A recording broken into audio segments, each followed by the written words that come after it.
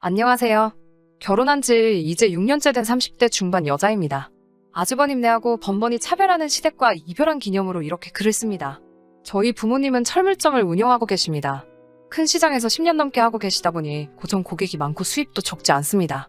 하지만 오랜 장사로 지치신 부모님은 저에게 그 일을 물려주고 싶어 하진 않으시더라고요. 저는 평범하게 서울에서 중위권 대학을 졸업해 현재는 외국계 화장품 회사에 다니고 있어요. 결혼 전까지는 부모님과 같이 살다가 결혼하면서 나와 살게 되었고요. 남편과는 대학 시절 만났습니다. 사실 취업 전까지는 친구 사이였는데 서로 멀지 않은 곳에 취업을 하게 되면서 자주 만나게 되었고요. 그러다가 연인으로 발전해서 제가 28살이 되던 해에 결혼까지 하게 되었습니다. 남편에게는 위로 6살 나이 차이가 나는 형이 있습니다. 저에게는 아주버님이죠. 아주버님은 온 집안의 사랑을 독차지하며 자랐다고 합니다. 그게 시아버지의 형제들은 다 딸만 있고 아들은 없는 상태에서 아주버님이 태어났기 때문이에요. 덕분에 시아버지는 땅이랑 돈도 받으셨대요. 하지만 제 남편이 태어났을 때는 이미 6년이란 세월이 지나 있었고 그 사이에 다른 형제들도 아들을 가졌기 때문에 찬밥 신세였다고 하더라고요. 아무튼 그래서인지 시댁에서는 첫 아들이었던 아주버님과 남편에 대한 차별 대우가 굉장히 심했습니다. 결혼 전에도 남편에게 어느 정도는 들어서 알고 있었지만 결혼을 하고 나니 더 눈에 보이더라고요. 저희 시댁은 남편과 아주버님 생일이 음력으로 한 달 가까이 차이가 나는데도 늘 한 번에 하십니다. 아주버님 생일이니까 겸사겸사 너네 생일도 같이 해주는 거나 마찬가지니 와서 먹고 가라는 식이세요. 이 외에도 여러 가지 이유로 남편은 집에 정을 못 느끼더라고요. 하다못해 형인 아주버님이라도 나서서 동생인 남편을 감싸주면 좀 나을 텐데 그런 것도 전혀 없으세요. 늘 본인이 먼저고 조금도 양보할 줄을 모르십니다. 또 한 번은 이런 일도 있었어요. 상견례 전에 저희 집에 처음으로 인사를 온 날이었어요. 저희 친정어머니가 남편의 손을 잡고 이름을 부르며 우리 딸을 앞으로 잘 부탁한다며 말을 건넸는데 남편이 울먹이더라고요. 집에서는 이렇게 다정하게 자기 이름을 불러준 적이 없었다면서요. 다들 야라고 하거나 성까지 붙여서 부르기만 했대요. 그런데 이렇게 이름으로 불리니 너무 좋다면서 멋쩍게 눈물을 글썽이며 좋아하더라고요. 그런 남편의 모습에 친정부모님은 많이 마음 아파하셨고요. 아무튼 덕분에 친정부모님은 아들 같은 사위를 얻었다고 너무 좋아하십니다. 반면에 사실 아주버님은 늘 자기 멋대로 하고 싶은 대로 하시고 사셨어요. 듣기로는 대학도 다 떨어져서 재수하고 결국 지방에 있는 전문대에 들어갔대요. 그런데 또 수준이 안 맞아서 못 다니겠다면서 한 학기만 다니고 관뒀대요. 그러곤 군대에 갔다 와서는 사업을 한다고 해서 시댁에서 작은 호프집을 차려줬고요. 그런데 결국 1년도 못 가서 말아먹었고 다시 PC방을 한다고 차렸다가 당시 거기서 알바를 하던 형님하고 사고쳐서 결혼했고요. 그 사업도 얼마 가지 못해 말아먹고 이후에는 시아버지까지 같이 대동해서 해물찜 가게를 차리더니 거기서 카운터를 보고 있어요. 시아버님이 물려받은 땅이나 재산을 아주버님이 그런 식으로 탕진하는 데는 오랜 시간이 걸리지 않았다고 합니다. 아무튼 결혼까지의 과정이 순탄하지만은 않았습니다. 다른 많은 부부들이 그렇듯 집을 구하는 과정이 생각보다 어렵더라고요. 결혼할 때 당시 저는 7천만 원을 모았고 남편은 4천만 원이 있었어요. 친정 부모님께서는 힘들게 시작하지 말라고 전세는 해주겠다고 하시더라고요. 그런데 그거 가지고 아주버님네가 난리가 난 거예요. 당시 형님이 임신 7개월 차이었거든요. 곧 애 낳고 해야 되는데 돈은 없고 쓸 곳은 많다고 징징거리던 시기였죠. 당시 아주버님네는 시댁하고 같이 살고 있었어요. 그게 아주버님 본인이 워낙 까먹은 돈이 많다 보니 결국 합가를 하게 된 건데 동생이 처가의 도움으로 아파트 전세를 구하게 생기니까 그걸 받아들이지를 못하더라고요. 형님과 아주버님이 9살 차이라 사실 저보다 나이도 어린데 성질머리가 아주버님하고 똑같아가지고요. 저희더러 형님 부부가 이렇게 고생하며 사는데 저희가 아파트 가서 2다리 뻗고 잘 수나 있겠냐며 말도 안 되는 심술을 부리더라고요.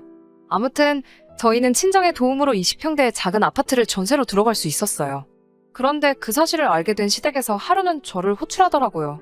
사실 시댁이나 친정이나 저희 둘 직장이나 거리가 다 거기서 거기예요. 아무튼 집에 도착하니 아주버님하고 시모가 같이 저를 기다리고 있더라고요. 그러더니 저에게 하는 말이 이제 곧 애도 나오니까 애 좀 클 때까지는 집을 바꿔서 살려고 하시는 거예요. 처음에는 무슨 말인지 이해가 안 돼서 그게 무슨 뜻이냐고 여쭤봤어요. 그러자 너희는 둘이고 얘네는 이제 셋이 될 건데 그럼 당연히 식구가 많은 쪽이 더 좋은 집에 사는 게 맞지 않냐면서요. 그러면서 원래 형한테 동생이 양보도 하고 그러는 거래요. 저더러 외동이라서 그런 형제간의 우애를 잘 모르는 것 같다면서요. 무슨 말도 안 되는 소리인가 싶어서 대답도 안 하고 있었어요. 저에게서 그렇게 하겠다는 대답이 없으니 시어머니께서는 너도 이제 우리 집 식구가 되었으니 시집살이 하면서 며느리 된 도리도 배우고 서로 정도 붙여야지 않겠냐면서 그러는 동안만 아주버님네와 집을 바꿔서 사는 게 어떻겠냐고 저에게 물어보더라고요.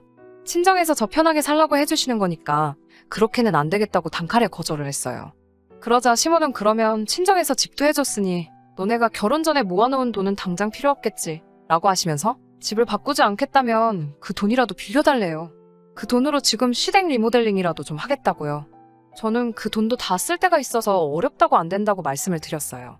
그러자 시모의 안색이 싹 변하면서 내가 너 욕심 많은 건 알아봤지만 매정하기까지 하다며 다시 봤다고 하시더라고요. 그거 돈 몇 푼의 사람이 이렇게 다 드러난다면서요. 나중에 들으니 아주버님네하고 형님네가 엄청나게 셈을 냈었대요. 자기들은 갑자기 애가 생겨서 제대로 준비도 못하고 돈도 없이 대충 시작했는데 저희가 하나하나 차곡차곡 해결해 나가는 게 꼴보기 싫었나 봐요. 아무튼 친정 덕분에 저희는 비록 전세지만 리모델링도 하고 가전이랑 가구도 어느 정도 그럴듯하게 구색은 맞춰서 시작할 수 있었어요. 그리고 벌써 이렇게 세월이 지났네요. 돌이켜보면 다 적을 순 없지만 이런저런 마음고생이 많았습니다. 그렇지만 늘 내 할 도리만 하자라는 생각으로 적당한 거리를 지키며 버텨왔거든요. 그런데 더는 참을 수가 없네요. 사실 이해는 안 되지만 시모는 저희가 잘 사는 걸 못마땅해 하세요. 본인 생각에는 이것저것 다 해준 큰아들이 잘 나가야 되는데 큰아들네는 영 시원찮은 거죠. 반면에 저희는 알아서 잘 사니까 그게 배알이 꼴리셨나 봐요. 솔직히 이러나 저러나 둘 다 시어머님 자식인데 왜 그러시는 건지 모르겠지만요. 게다가 형님은 틈만 나면 이것저것 참견하고 간섭하거든요. 명절날 어른들 앞에서 반말하는 건 기본이고 자기는 손 하나 까딱 안 하면서 전부 저에게 이래라 저래라 시키기까지 해요. 게다가 이제는 육아 문제까지 간섭을 하네요. 사실 결혼할 때 제가 직장 생활을 하다 보니 혹시 애 낳고 친정의 도움을 받을 일이 생길지도 몰라서 집을 멀지 않은 곳에 구했거든요. 그렇다 보니 시댁에서도 그렇게 멀지 않고요. 결혼하자마자 애를 갖게 되었고 아이가 좀 자란 후부터는 아파트 단지 내에 있는 가정 어린이집에 보내고 있어요. 그러다 제가 승진을 하면서 연봉도 좀 올랐고 욕심이 생겨서 놀이학교로 옮겼어요. 정부 지원을 받을 수가 없어 비용 부담이 있기는 하지만 영어 유치원을 보내는 것보다는 훨씬 저렴하고 무엇보다도 아이가 너무 좋아했기에 아이를 위해 투자한다 생각하고 보내기 시작했어요. 이 사실을 굳이 시댁에 얘기할 필요는 없어서 안 했고요. 그리고 얼마 전 시아버지의 생신이었어요. 원래는 주말에 외식하자고 얘기가 오갔었는데 시모가 주말에 약속이 생겼다며 당일 저녁을 먹자고 하시더라고요. 남편은 회의가 길어져서 좀 늦을 것 같다고 하길래 제가 아이를 하원시켜서 바로 식당으로 갔어요. 형님은 제가 들어가자 저를 쓱 훑어보면서 그까짓 돈 조금 번다고 아주 시부모님 생신도 건성이네? 라면서 바로 비아냥거리더라고요. 어른들 계신 데서 받아치기도 그래서 그냥 죄송해요라고 말하고 자리에 앉았죠.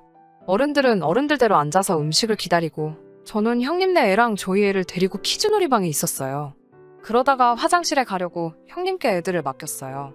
그런데 화장실에 갔다가 나오니 형님이 저에게 제 딸이 거기 놀이학교 다니고 있냐고 물어보는 거예요.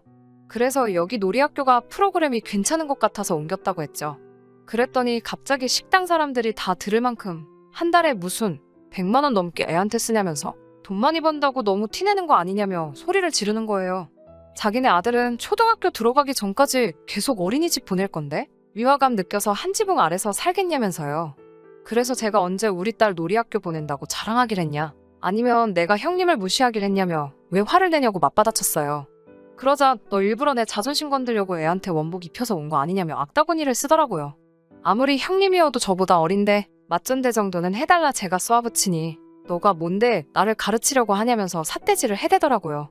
아주버님까지 나서서는 저더러 형님한테 뭐하는 싸가지냐면서 제정신이냐고 난리예요. 애들 앞에서 부끄럽지도 않냐고 제가 그만하시라고 했지만 애들이건 다른 사람들이건 안중에도 없더라고요. 형님은 시부모님한테 이거 보라고 자기 못 산다고 이렇게 무시한다면서 제가 평소에도 사람을 얼마나 깔봤겠냐며 말도 안 되는 소리를 하더라고요. 그래도 시부모님이 중간에서 균형을 잡고 상황 정리를 해주셨으면 제가 이렇게 글까진 쓰진 않았을 거예요. 그런데 시모가 저한테 너는 젊은 애가 정신 나갔냐면서 애한테 무슨 돈을 그렇게 허투루 쓰냐는 거죠. 그것도 아들도 아니고 딸인데 뭐 한다고 그 돈 들여서 놀이학교를 보내고 있냐고. 여자애는 그냥 집에서 한글이나 가르치면 된다나요. 아무리 그래도 손녀한테 어떻게 저렇게 말을 하나 싶고 솔직히 사람으로도 안 보이더라고요.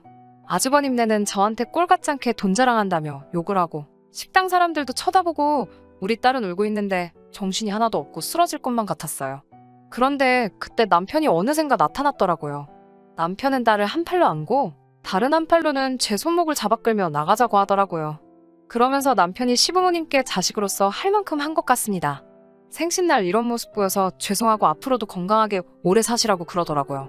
저도 그 자리에 더 있을 수가 없어서 남편에게 이끌려 나왔네요.